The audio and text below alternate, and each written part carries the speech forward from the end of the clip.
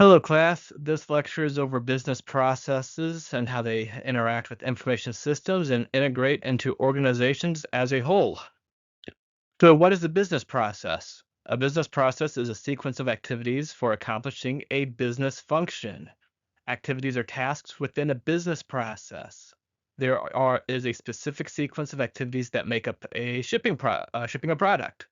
The item must be picked, packed, labeled, handed off to the carrier, and then delivered to your house once you initiate the order by checking out your shopping cart. Course registration is also a business process. Before the semester starts, you go online, choose your classes, check some boxes, and you're done.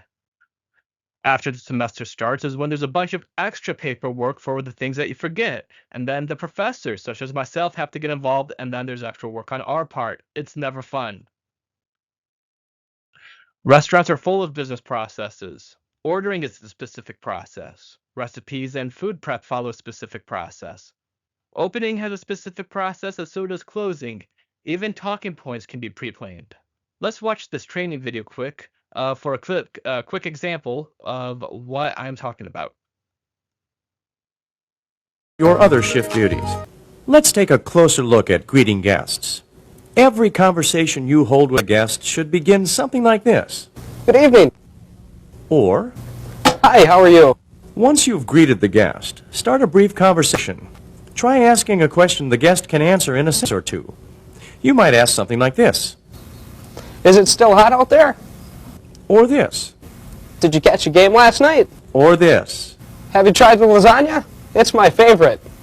Don't forget to hold quick conversations with our younger guests, too. What grade are you in at school? Or this, Have you decided what dessert you're going to have? or this. Do you like hot fudge sundaes? Once you've held a brief conversation, it's time to move on to the second half of this shift duty, serving the guests.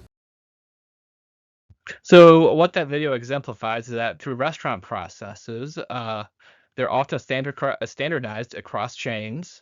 They're taught through training programs such as videos of those, and they can standardize things such as even how to properly interact with a customer. You can ask any of your friends that are a Chick-fil-A employee what I'm talking about. So a business process has multiple elements. The first is that there's a goal. Oftentimes in a company, that goal is meant to lead either cost savings or revenue generation. There's also specific input. A business process requires something that is transformed, whether that is a physical object or information into something else for benefit of the company.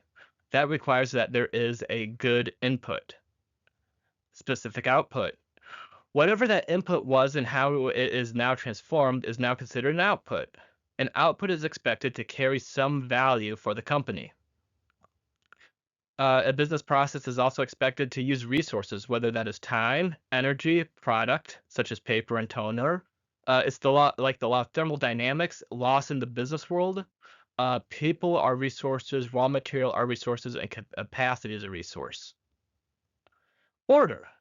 A process requires that a certain order of steps is performed. These specific steps allow for the input to become a specific output that is in a specific expected measurable way. These rules are meant so that the result is consistent every time the process is performed. This isn't Vietnam. There are rules. Organizational units.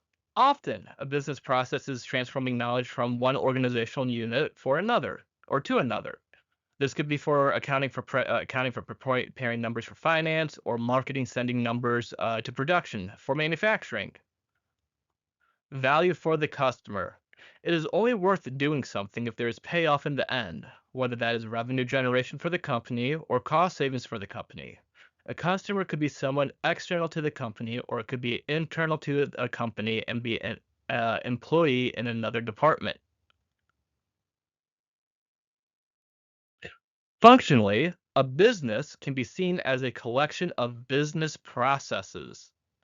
Examples: accounting, payroll, taxes, IRS related things. Finance, anything related to the SEC. HR laws, human rights, things such as that. Supply chain is purchasing and selling processes. Sales is a CRM system. Marketing is your analytic systems, and information systems is your tickets and technology systems.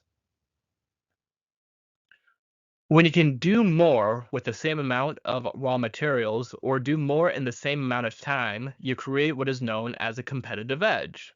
This is why business processes play a key role in every part of the business. If all the parts move well together, then the company performs faster.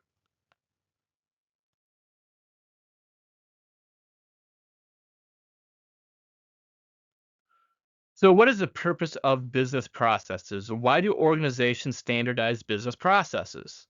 Well, to enforce policies. There are specific rules set by departments for everyone else to follow because those departments know their processes and the rules that they have to abide by the government, by the other organization rules, things like that, in order for things to be okay for everybody else.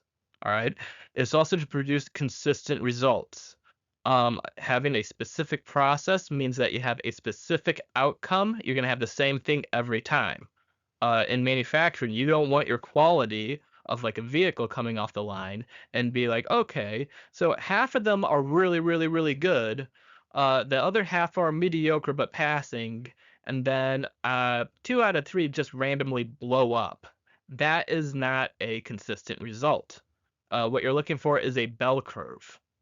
It also has to be scalable. If it works in a small capacity, you're going to have to be able to have that also run in a bigger capacity. What that means is that you're going to have to be able to have it to where it can take many more inputs and be able to have many more outputs at nearly the same rate. And the business processes also reduce risk because people that will behave in an expected way, so that and that expected way has been designed so that risk can be removed from the system. So yeah, enforcing policies. There are legal guidelines to follow because of state and federal laws. Standardized business processes are meant to prevent fraud and theft. Furthermore, standardized business processes are also meant to ensure product quality and employee safety through government regulations as well. Policies can also policies also allow for risk management because they can be used to prevent confidential company data secrets and prevent other data loss, such as stolen goods or company time. Finally, having specific data policies mean that data is consistent throughout your systems. Think like making sure that customer data includes names, phone numbers, and addresses and allow it to be useful. In August of 2000, Enron stocks reached a price of $90.75, giving the energy company a market cap of nearly $70 billion. This made Enron the 7th largest publicly traded company in the U.S. at the time. The lights would never shine so bright again, however, and darkness was on the horizon. As the dot-com bubble burst and competition in the energy trading world increased, profits declined, and the pressure from shareholders began to build. With founder Ken Lay, CFO Andy Fasto, and COO/CEO Jeffrey Skilling at the helm, Enron began to execute questionable accounting practices to mask the company's deteriorating value. Enron employed mark-to-market accounting, a technique used to include future gains from contracts into current income statements, combined with the practice of discarding poor-performing assets to special-purpose entities, hiding significant losses to create the illusion of stable, growing profits. Internal whistleblower Sharon Watkins, along with investigations by suspicious external analysts, led the curtain being pulled back and the fraud was exposed. $74 billion were lost, including the retirement accounts belonging to thousands of Enron employees, as the stock price plummeted to under $1 by November of 2001. The company filed for bankruptcy the next month.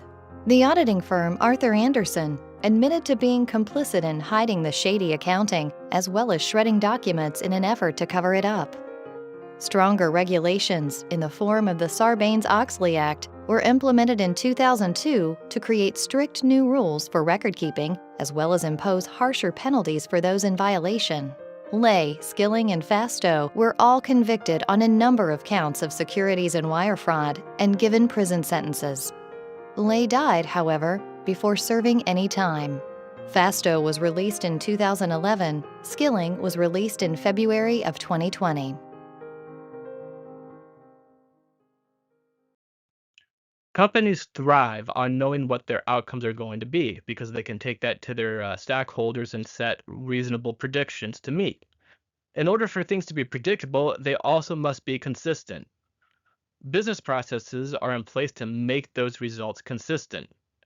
This is done by making the inputs of the process consistent and the steps within the process consistent. This leads to a consistent output, and consistent output means predictable outcomes, predictable results. Since a company knows how much they should be able to produce, they can then take performance measurements from that data.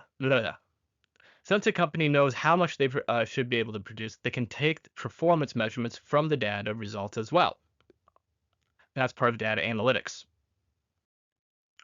Business processes can be copied and pasted so that they can be repeated by other employees. This allows the company to be able to scale the capacity by buying more resources to increase the capacity. Business processes allow for this to be a measurable and predictable amount of cost, but also allow for an idea of how much they could generate in revenue. Increasing just the throughput implies that a single line has been modified to use more material. And efficiencies imply that the amount of workforce has stayed the same, but has become more productive.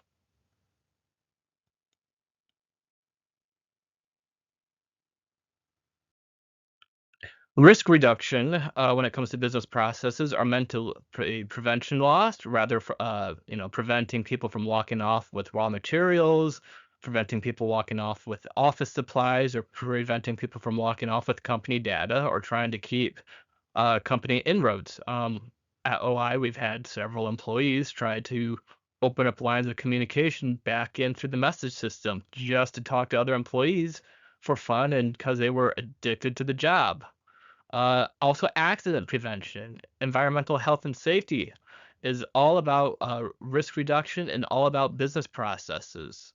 What they're going in and looking at are things like data points of where accidents happen and what the steps were and the environmental factors of that accident. There's also bad actor prevention. That's looking at employee behaviors and either trying to prevent people from being able to be scammed by a bad actor, or trying to make sure that there are no bad actors within the organization itself that would either steal the data or sabotage the company. There are two primary types of business processes. Customer-facing processes are where the output of the process ends up as part of the product that the customer receives. This could be in manufacturing, programming, accounts receivable, anything that ends with a customer. Think of advertising campaigns, sale initiatives such as a discount, customer research, distribution of a product or a service, customer billing, customer service, or order processing. This also allows for the company to be able to set boundaries with the customers, especially when the customers tries to change what is standard, such as how to bag the groceries.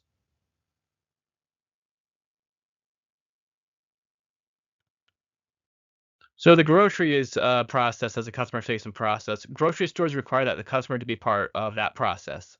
Bagging the food can be cumbersome if the customers are particular. Standardizing the bagging processes prevents issues and keeps the line moving effectively. If you ever been to a grocery store that does not have self-checkout, you'll see what I'm saying. Wait, I changed my mind. Stack it in the order. I'll eat it driving home. Sir, please! I've already bagged it by color and an order of each item's discovery by man. The customer's always right. That's what everybody likes about us. Now, mush! You tell him, Jumbo.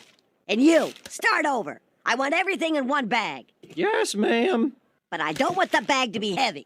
Well, I don't think that's possible. What are you, the possible police? Just do it. Hey, watch what you're doing there, sack monkey. You're bruising my Duralog. Hurry up! I can't stand here jabbing you all day. Please, ow, stop. Bag boys have feelings too, you.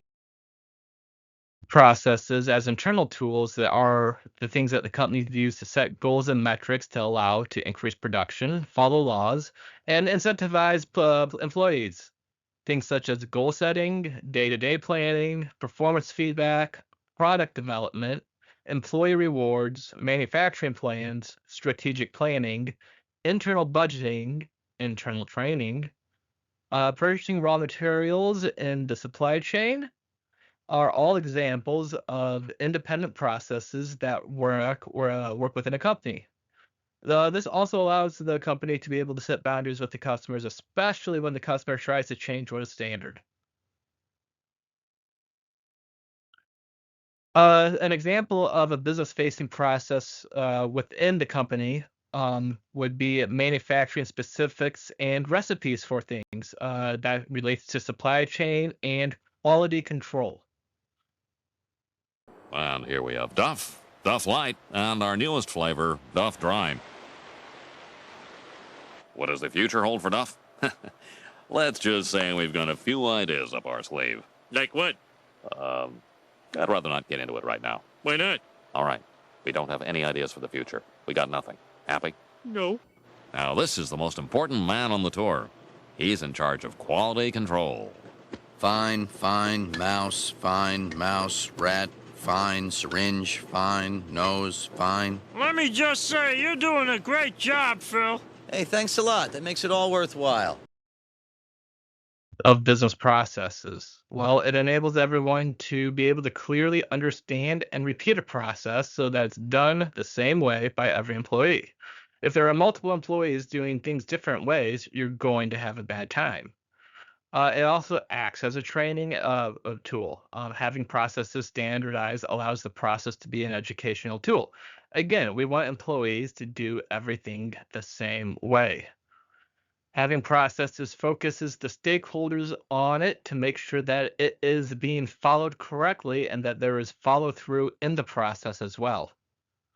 It also allows for cross-functional areas to work together better because processes can standardize how information is formatted and communicated between parties. Standardization also allows for the process to be improved upon over time. Since each step within a process has an input and an output, we can then measure the length of time it takes to perform each step, thus measure how fast it takes for a process to happen.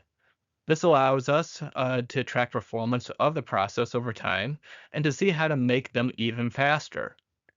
During the creation of a business process, you can come across things such as workarounds, which is a step taken when another step fails, rework loops, which is when a process has to be stepped backwards in order to correct itself, and information gaps, where it becomes apparent that there is data missing. All of the previous, when taken into context, can help illustrate opportunities for improvement. Training improvement, workarounds improvements, information collection improvements, communication improvements. Measurable metrics can then be used to prove or disprove whether or not these are actual improvements. And with that, it also allows for compliance with government standards, making sure that we have transparency between our customers, ourselves, our communities, and our stakeholders.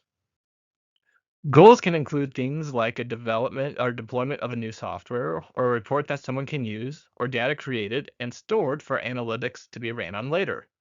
A process must have a purpose. Resources are the things that you need in order to attain those goals.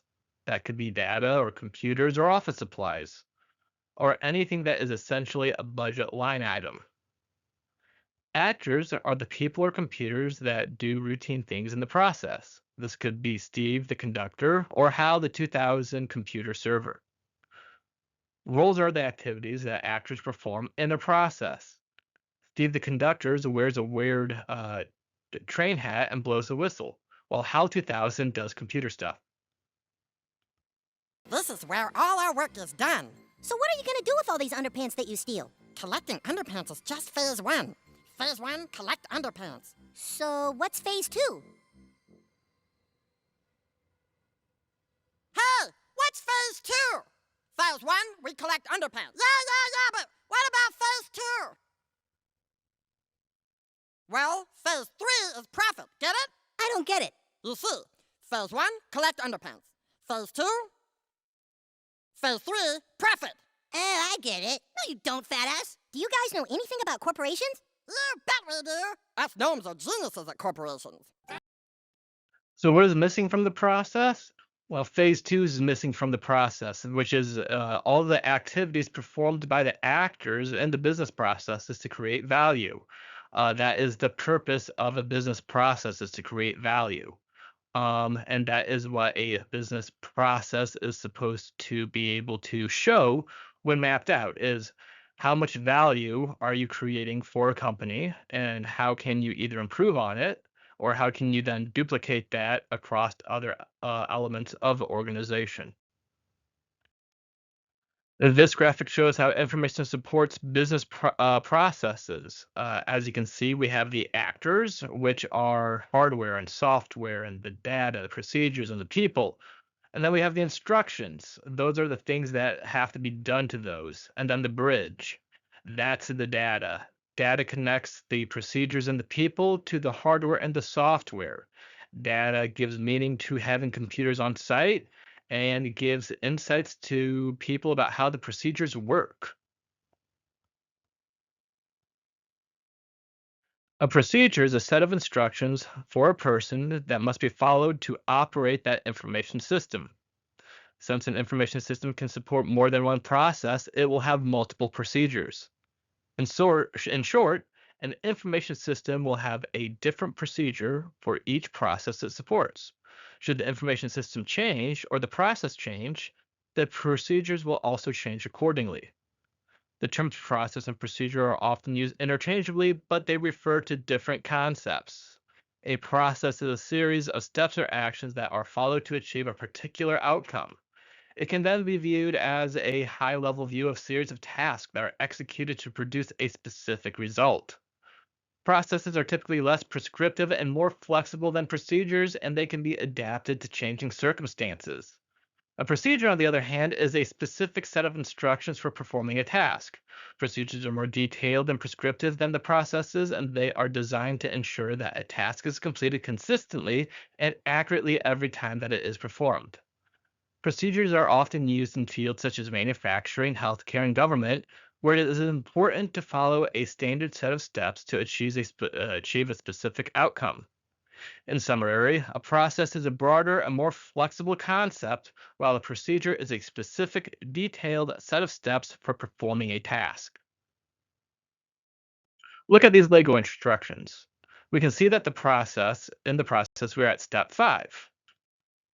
Within the process of step 5, that we see that there are multiple procedures, and that the process of step 5 is the completion and attachment of all the procedures. Information systems support business processes, which in turn support the company's competitive advantage for several reasons. Number 1 is efficient and effective operations. Information systems automate and streamline business processes, allowing companies to operate more efficiently and effectively.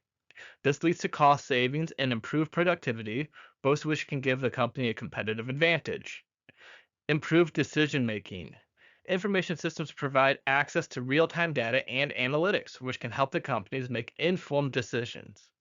This leads to better strategic planning and resource allocations, giving companies a competitive advantage. This also information systems also enhance the customer experience. Information systems can help companies better understand their customers and provide a more personalized experience.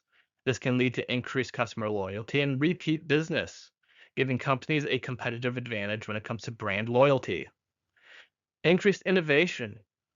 Innovation systems provide infrastructure necessary for companies to experiment and develop new products and services. This can lead to new revenue streams and a competitive advantage in the marketplace. Here we can see that a single information system, such as the order tracker information system, not only supports the drive-through process, but several other processes as well. Examples are in-store ordering and daily revenue. Some processes, such as the opening and closing of a fast food restaurant, do not rely on an information system. There are three major characteristics of processes in organizations: stability of flow, process scope, and objective. Stability of flow covers how the process is structured, which way information is delivered, and how decisions move. Process scope outlines everything that the process expects to touch and requires. It also sets what the process can and cannot do, and the limits of the process. Objectives are the results that the process is expected to output. There are basically two categories to help categorize processes. Among the many processes within an organization, some of them are considered structured. Characteristics of a structured process are listed here, but in general, structured processes are for formally defined, standardized processes. Dynamic processes are less specific, more adaptive, and even more intuitive. Process scope can be either strategic, managerial, or operational. This not only provides characteristics, but also provides us with the type of information systems that support each other. Strategic processes are broad in scope, deal with organizational issues, and are supported by executive support systems. Managerial processes deal mainly with the resources used and are supported by management information systems. Finally, operational processes occur frequently and are supported by transactional processing systems. Not only is it important to understand the scope of the process as being strategic, managerial, or operational, but it is also important to understand the objectives of the business processes. An objective is a desired goal an organization has decided to pursue. We measure these objectives based on effectiveness and efficiency. Effectiveness deals with evaluating how processes meet organizational strategies. Efficiency is used to measure how we look at a process, conserve limited resources.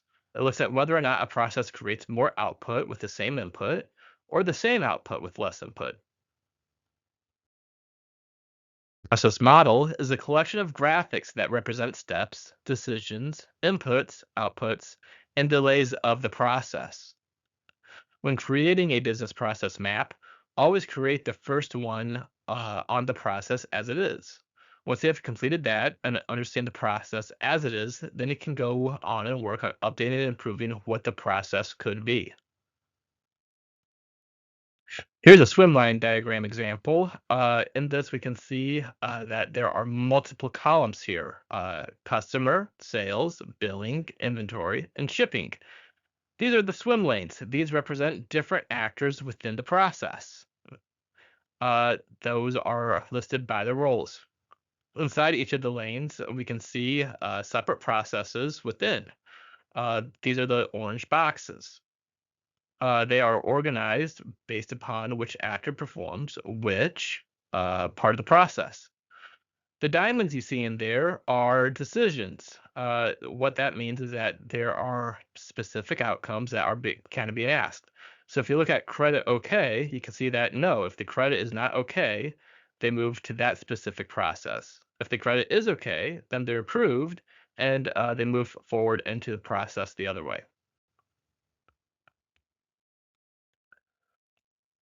Roles perform various activities in the process.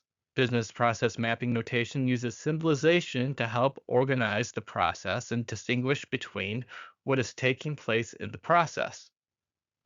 As you can see, an activity is defined by using a rectangular shape.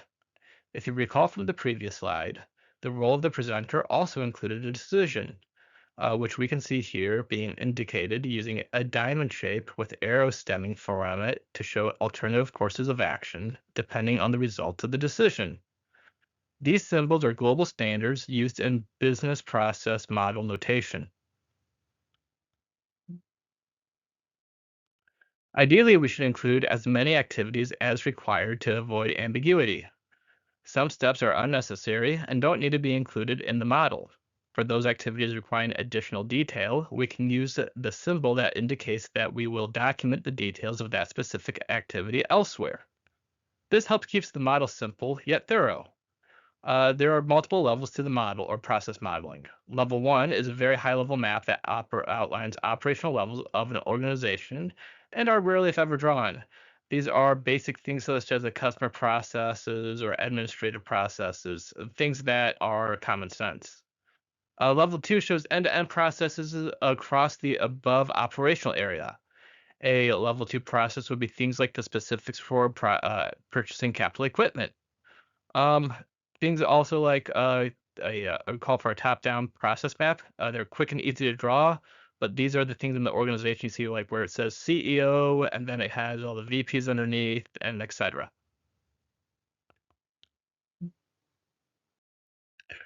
Level 3 business process maps are showing more of the roles and the inputs and the outputs and the steps required for specific processes. This is when you're trying to look for things to kind of start to analyze and pick up more. It's not an organizational tool as much as it is for a, analytical tool.